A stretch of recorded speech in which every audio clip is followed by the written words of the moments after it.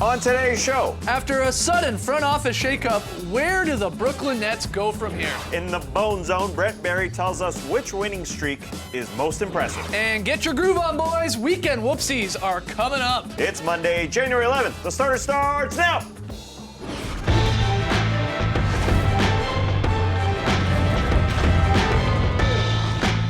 Good evening, sweet world, and welcome to the starters. Whether you're listening to the podcast or joining us on NBA TV and or YouTube, we're happy to have you. I'm J.E. Skeets, and alongside me, a man, as always, Tess Mellis. No one, and I mean no one, should ever bump Leonardo DiCaprio. To his right, it's the international man of mystery taking it to the max, Lee Ellis. Friends. Lily, and finally surfing those sweet internet waves, starters blog editor, Trey Kirby. Hey, yo. TK, what's up? Well, I'm here at the internet looking for your best tweets at #TheStarters. And guys, we've got a lot of fan art in lately. Okay. So I figure it's time for a quick round of the Starters Art Critics. Our first submission comes to us from a young fan by the name of Ben Geffner. Here, let me just say this now. Boo. Oh, stinger. Wow. I don't know. I think we're going to take whoever the pick 'em payoff team is, though. 4-on-3. Our second submission comes to us from Vincent Hale. It's a pop art masterpiece. Oh, this. I would love Whoa! to see this hanging here. My one quibble, that's my old haircut. It's not the hair beret anymore. It's all about the beard. That's great. Lee is very creepy. Yeah, 100% creepy. If you wanna- Accurate, quite accurate. But our final submission comes from a fan by the name of Ol Wember, who sent in this incredible drawing. Maybe the best fan art we've ever seen. So detailed. You got Lee's swaggy shirt, a Muggsy Bogues. Tass is holding a card, dreaming of his wife's cookbook. Just great stuff. The only problem with that is my two pick and payoffs are in it. The snake and the eggnog. Why aren't you vomiting in And one? no vomit, yeah. Yeah, exactly. Nonetheless, this is a reminder, if you ever make Starters fan art, tweet it to us, use #TheStarters, and we'll critique it on the show. It's the only way you're gonna get better. And we can't stress enough, whether it's good or bad. Yeah. That's right. Send it in. Especially if it's All bad. right, we have an action-packed show. We got Bones dropping in a little bit later in the Bone Zone. And, of course, weekend whoopsies. It is Monday. We look back at the NBA weekend. But first, a little fill in the blank. We ask you to play along on Twitter, #TheStarters. Fill in the blank with your answers. The Brooklyn Nets started the house cleaning this weekend. They fired head coach Lionel Hollins and demoted general manager Billy King in a sudden wave of franchise-altering moves here. Brooklyn assistant coach Tony Brown will take over as head coach for the rest of this very disappointing season. The GM position, it will stay open until ownership finds a replacement, so they're still looking. And apparently Billy King might have some say in who takes over for his job. That's a whole other story. But let's fill in the blank here, Tass. After this front office shakeup, the Nets' next move should be what? To hire a GM that realizes how dire the situation is, and the only route to take is to blow it up. You cannot piece this together. Okay. If there was a season to piece it together, you'd think it'd be now, because the free agency cap is going up. You're going to get an extra $20 million. You've got an owner who likes to spend in Brooklyn. You've got a couple big pieces, but it's still not going to work. No matter who they get, even if they were to get two of these guys, it wouldn't be a good start. You're not getting two of these guys, obviously. The only route to just go and get a championship is if you got Kevin Durant. Well, that's not happening. If you're getting one of these other guys, the situation is so bleak because they don't have their own draft picks. Because of the situation there, you really have to blow it up. That is the only option, and that should be the only route they take. At least they have got some money to spend next season because everyone has some money. So Right. they have something to maybe entice some free agents. But the biggest thing for me is whoever that general manager is, he has to have control of the team. Because Billy King, to be fair to him, some of those moves, especially that big trade when he got Garnett and Paul Pierce and Jason Terry, that necessarily wasn't his own doing. He was instructed by ownership, just go and do whatever it takes to get these guys. Danny Ainge was there saying, great, well, give me all your draft picks you can possibly give me. And he took it. So, you know, to be fair to Billy King, I mean, he was being instructed what to do, and that was a very short-sighted move at the time. We all knew that, and now they're paying the very heavy price. But that's a terrible, terrible move. If you're a professional general manager and that's your job, you gave away your supposed future. to do? Yeah, but what's he Don't supposed give he was away your told future. that he was instructed by ownership to do that. I literally think the Boston Celtics picked up the phone, gave them their first offer, and Billy King said, yes, I'll do that. Well, I mean, he didn't negotiate sounds good. whatsoever, it seems like. Yeah, but he was instructed to do that. All right, well, this is in the past. Yeah. Like I said, the question is sort of what should they do next? You say blow it up. Does have that to. mean trade a guy like Brook Lopez or Joe Johnson or Thaddeus Young to maybe hopefully get a pick or two? Because as we just showed you, they have next to none over the next couple drafts. Yeah, they don't have a really significant future. They don't have a great star. No disrespect to Rondé Hollis-Jefferson. You have to do that. You have to trade a Brook Lopez or a Joe Johnson in hopes to get a draft pick. Yeah, I mean, Brook Lopez, I think, has more value simply because yeah. Joe Johnson, at his age and his contract, makes it just a difficult move for any team to make because you have to pay him out for that rest of that $25 million that he's owed this season. I mean, Brook Lopez, a very good player, but there is some concern about his injury and his long-term health. So if you're going to take on his contract, that's another 2 years and $40 million after this season alone, which is not as significant, again, with the salary cap jump next season. So I think Thaddeus Young is perhaps their strongest asset because he's a younger player on a more friendly contract. But would anyone give up a first-round draft pick to attain him? That's the real question, because I think that's what the Nets need. Right. You can't stay status quo. You look at this, Brook Lopez is healthy, and this team is obviously the 14th place team in the Eastern Conference. Yeah. You need to blow it up right now. And yeah, they have some dollars, and you look at, maybe we overpay a DeMar DeRozan. But everybody has dollars. Yeah. Right. So they don't stand out from the crowd. No, but they have that beautiful arena in Brooklyn, we know. They got a lot of great food options in that arena. We know as well, playing in New York City is an allure as well, so they have a couple of things. And you mentioned as well, Tass, at least one thing about Prokhorov, he's not afraid to write checks. He doesn't care what it takes to win. So if you are a free agent and those sorts of things entice you, then perhaps you want to go there. I mean, they almost have to pray that they get one of those guys that you put up on that board as a potential free agent, because we know they're not getting a pick, and their attendance is dwindling in this beautiful Barclays Center arena, because those guys, again, sort of no offense to Lopez and Johnson, not only are they not winning games, they're just really not sort of, not sexy basketball players to watch. It's not exciting basketball. They're horrible offensively, defensively. They play a slow pace. They give up a ton of fast break points. It's just not even fun basketball to somehow sort of sell to your fans, oh, the future is there. Like, look, I mean, it is Hollis Jefferson at this point, and of course he's injured. Not looking good for the Brooklyn Nets. It's going to be a long while until they figure things out. All right, next one though, fill in the blank, guys. Bulls center Joakim Noah. He's going to play tonight against the Washington Wizards after missing almost a month with a slight left tear in his left shoulder. He suffered this injury on December 21st in a loss to the Nets, of all teams. And he's missed the past 9 games. Now, the Bulls say he will once again join the second unit, so you should expect Noah to come off the bench tonight against the Wizards. But fill in the blank. With Noah returning tonight, the Bulls should what? I think they should play him the next 5 weeks to get his trade value up and then deal him before the trade deadline, because he's an unrestricted free agent this coming offseason. Yep. He's obviously coming off the bench. I don't think that they're paying him any more than somebody else is. Somebody else is going to pay him more, want him more. I believe Joakim Noah can still be a very good player in this league. You've got a glut of big men on this team. I think they're going to move on from Joakim Noah, just like they moved on from Luol Deng 2 years ago, a guy that some consider past his prime, and Joe's going to be gone. Yeah, I think they have to decide if he is part of their future or not, because I think Bobby Portis has shown that in Noah's absence, he's going to eat into a lot of those minutes, therefore making it hard for Joe to get his value back up again, because he was a great player only 2 seasons ago. Remember, finished 4th in MVP voting, Defensive Player of the Year. He had a tough year last year due to injuries, and he just hasn't been able to recover, and now these injuries have set him back. But I agree. I think he still could be a very, very good player, but maybe Chicago is not the best city for him right now. Well, it's funny. I mean, you're right. Bobby Portis has played exceptional basketball. Trey, I know you watch a ton of Bulls games. He's been, we like this kid in Summer League, and now he's gotten a chance here with Noah out.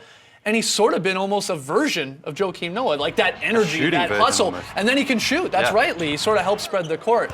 Is this something you agree with here, Trey? The idea of maybe moving a guy like Noah, or someone at the very least? I love Bobby Portis. I love Joakim Noah. I love Taj Gibson, but there's just not enough minutes to go around. There isn't. I kind of think you got to keep all of them, though. Noah and Gibson tend to get dinged up. Pau Gasol's obviously a little bit older, and once you get to the playoffs, you're going to want to have an experienced guy. And Joakim Noah has done things in the playoffs that have won the Bulls series, and I think that Fred Hoiberg's going to want to go and have a veteran presence there. I don't see them really moving Noah just because he's been such a huge vocal part of that team for the past 5 seasons. When they're all healthy, though, as you said, there's just not enough minutes to go around. Yeah, Mike Dunleavy's coming back, so less minutes for Mirotic too, but, it's okay to have too many good players. Interesting decision there for Hoiberg and the Bulls. All right, final one here. Love this one, guys. After games this season, you guys I'm sure have seen this, the Cleveland Cavaliers, some of the members of the Cavaliers, they get together, show off their clothes, their look on Instagram. The players apparently, though, they don't ask everyone if they want to be included. And Kevin Love's feeling a little left out. So he took matters into his own hands there. You see him photoshopping himself into the picture. Sorry, Jared Cunningham, you get the bump there. Love just plasters his face into the photo. So we're going to ask our Photoshop expert Trey this question, this fill in the blank. Kevin Love's Photoshop skills are what? hilarious but rudimentary. Look at these hanging corners here, man. This could have been done in MS Paint. If you're gonna do it right. Hop into that Photoshop. You can trick people into thinking you're places you've never been. Like, remember when Kevin Love was in Reservoir Dogs and would never tip those waitresses? What a rude guy, that Mr. Pink. Or how about when he was in Ellen's Oscar selfie? Hashtag squad up.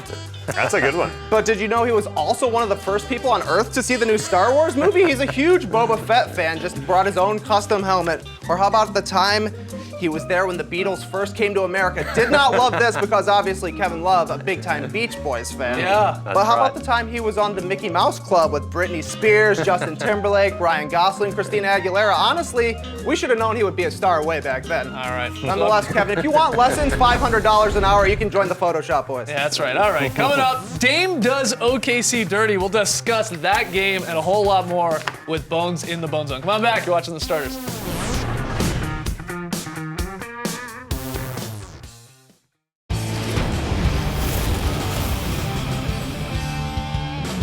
Back with the Starters into the Bone Zone, and we got some big news. Next week is the Starters' 10-year anniversary. That's Week awesome. blowout, yeah. That's it's- awesome for you guys. We're gonna have a- send in your silver. We're gonna have a lot of fun. Yes, I believe it's aluminum or something like that. That's right. Well, Bones, even though we've only been here with you at NBA TV for the past 3 years, we did have some interaction with you back when we were the Basketball Jones. I want you to check out this clip from 2011. What is Brent Barry's perfect Sunday? Probably waking up somewhere near a beach, grabbing a surfboard, getting a good paddle in the Pacific Ocean somewhere, getting salty, nice hot shower, cup of coffee, sit on the deck, work on the Merle Regal crossword puzzle, try to tackle the New York Times, take a nap, play some volleyball, take a walk with my boys, and shut it down with watching the sunset over the ocean. That ain't bad. Can we go on vacation together? I love the Basketball Jones, just not that much.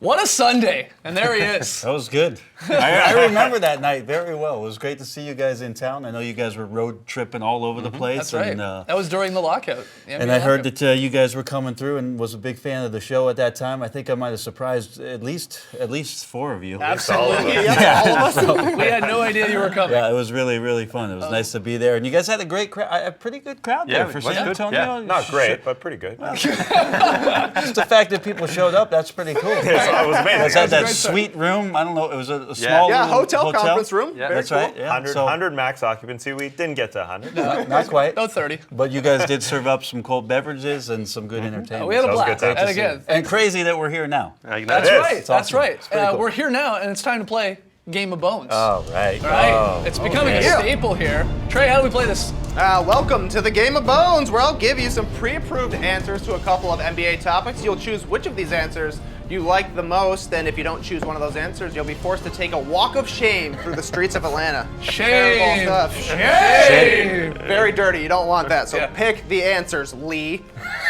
Anyways, our first topic. Last night, the Memphis Grizzlies came back from a 21-point third quarter deficit to beat the Boston Celtics in Memphis, including a Tony Allen jam. You don't see that too often. Meanwhile, Damian Lillard went for 17 points, including 5 consecutive three-pointers in the final 3:07 of the Blazers' win against the Thunder, which was a crazier fourth quarter. The Grizzlies' comeback or Lillard's explosion? Oh, yeah.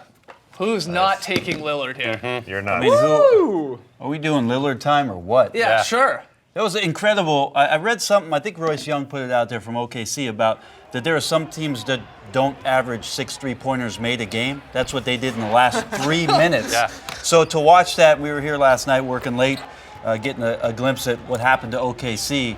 And this is one of those nights where you just got to say, that was awesome. I mean, Yeah. I guarantee you the OKC guys were shaking their head saying, Yeah. yeah, this is a tough loss, but man, it was awesome to witness it and to see it because that's just one of those miracle nights. So good night for Portland and Damian Lillard. You've sort of been a part on the other end of a miracle night. Do you remember the Tracy McGrady Oh, game? When absolutely. You were with the Spurs playing the Rockets, and McGrady goes, for most people know this, when he scores 13 points in the final 33 seconds. Yeah, what I remember most about, besides trying to come up on the last shot to help Bruce Bowen out, so that you're immortalized with the final shot that Tracy hits. I remember him rising up. I'm coming up here. There you are. I remember him rising up on that shot, and I went, why are you here? Why would I stand here right now? I know this shot's going in.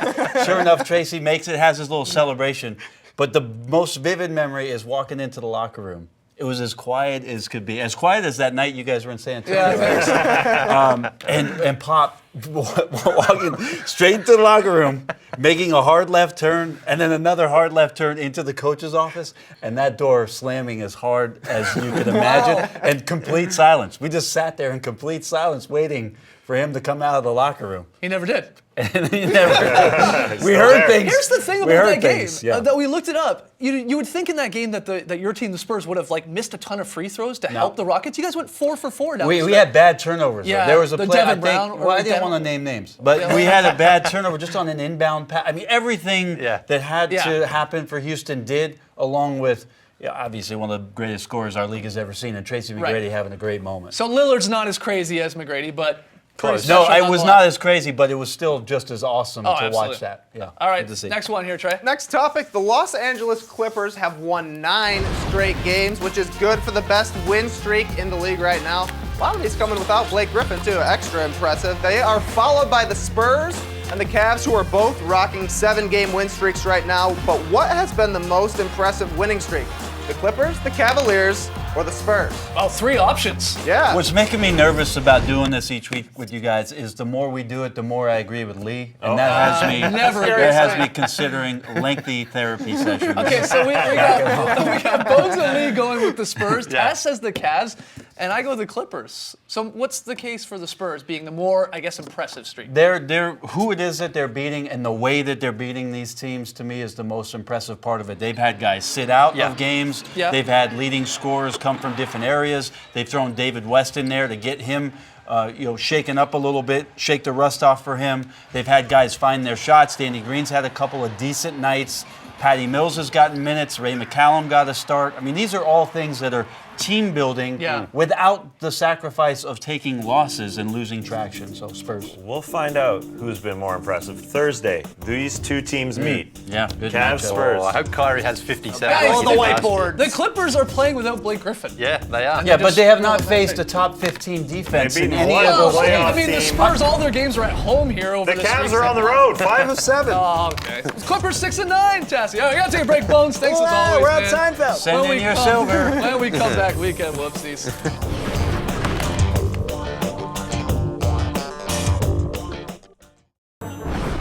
Back with the starters, time for some NBA weekend whoopsies. I don't know why we're starting with this one. Russell Westbrook looks great in this Slayer shirt. Dope look. Who isn't a Slayer fan? Oh, come on. He's think never he's heard a more, Slayer song in his life. You don't think he likes Dead Skin Mask? This we could have started with. Oh, that's a real weekend whoopsie. He laughs though. Yeah. On the dismount. He's playing the Lakers. Yeah, no He's big like- deal. We got him. Doesn't really matter. All right, same game. Kobe Bryant. Watch him throw the stiff arm here on referee Benny Adams. I think he was on his way down And he anyway. was going down. He's tripping on Yeah. his feet there. But dive. still, Marshawn Lynch-like from Kobe. This fan touches Mav Gov's Timofey. Why? Why? Yeah, that's Why? weird. This That's man should have been weird. removed from Yeah. the arena. Look at the wrist. I guess it was a bet with his friend there. All right, well, same game. Kevin Love draws the foul. He's going to tumble into the first row, and down goes popcorn. Is it buttered? I don't know. Jeff Van Gundy wanted to eat it anyway. He That's did. what we do know. He did. How do you not take a bite? It's like a 5-minute rule there. This is unfortunate, but Eric Gordon throws up an air ball to tie the game. 12 seconds left. It must have got blocked, right? No, Monte was there. It's the fake block. Yeah, Ghost block. Gordon just didn't follow through. That hurts. All right, well, from a bad shot to a bad pass, Nikola Vucevic throwing this one way out of bounds. Over by the FanDuel site. Thrown it over to Vooch Island, I Signage. think. Say, yeah, that one did go to Vooch Island. Look at this guy. I think he tried to steal the ball. Nice. This one's great. John Wall, lefty floater, and he doesn't drop his left hand. Still hasn't dropped his left hand. All the way, yeah. High fives with that left He hand. slept that night with his hand just up Oh in the air. yeah. Look at that. Amazing. All right, well, same game. Marcin Gortat, he's going to catch an errant elbow from Vucevic there at the bottom of your screen. It pops him in the ear, and the Polish Hammer, his ear just won't stop bleeding. But he had some fun on Twitter after the game. Shows this, the worst ear job I've ever seen. Then he says, this is gross. They told me to go to the NBA. You're going to like it. But hey, get it all patched up, though -10 to my beauty. He is the best. He's Oh, he was great. at 100 anyway. We had a double alley-oop in the D-League Showcase that goes awry. It was pretty great. Double alley-oop. What does it mean? Fort Wayne Mad Ants, the Idaho Stampede. Sunday, LeBron James. Yes, he's in weekend whoopsies, just getting popped with a second basketball coming out of nowhere. Yeah, it looks like that volleyball move or dodgeball, you lob one and then chuck it at a guy. Yeah, right. They got him. Who do you blame on this? Adrian Payne for the pass or Kevin Martin for not coming to get the ball? You always blame the passer, but I don't know. Kevin Martin's asleep here. Yeah. Waiting for it to come along. Devin Harris not asleep. Still takes a nice finish from Harris though there. Sam Mitchell probably wishes he was asleep, not watching that play. Oh, he's not happy. He's not happy. The Spurs had some fun on Snapchat this weekend. You see Danny Green here with the, I don't know, flying crane kick that knocks out Boris Dia. No one better to fall into than Boban. Yeah. We're finishing this off with some bad basketball. We got 2 turnovers, Okay. that's a shot. 1 dribble. Wow. Only 1 dribble, but you get 2 turnovers. 1 dribble, it's not a website. Maybe you can start one. Oh, that is some ugly basketball. That is. That game went to overtime, too. Oh, Got some more. that's a whoopsie. All right, there it is. Good weekend for NBA Weekend Whoopsies. Gotta take a break. When we come back, Lilies. Very solid play of the night. You're watching the Starters.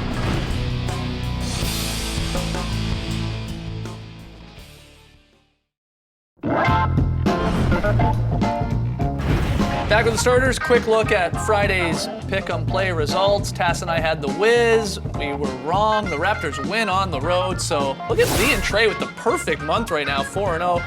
Tonight's picks, well, we all agree with the Bulls at home to the Wizards. We're all backing them. There's only 3 games on tonight, so. Big plays in them too. That's right, that's right. All right, Lee, where are we going for very solid play? We're going to the grindhouse for a beautiful but gentle boomerang play from Isaiah Thomas here. Watch him drop it off to Kelly Olynyk, then he gets it back through 3 Grizzlies. Beautiful layout. That's what I call a very solid play. Very solid. That's a nice one. Very gentle. Very gentle. Nice. On Friday, we got photo evidence that Boris Dia does, in fact, have an espresso machine in his locker.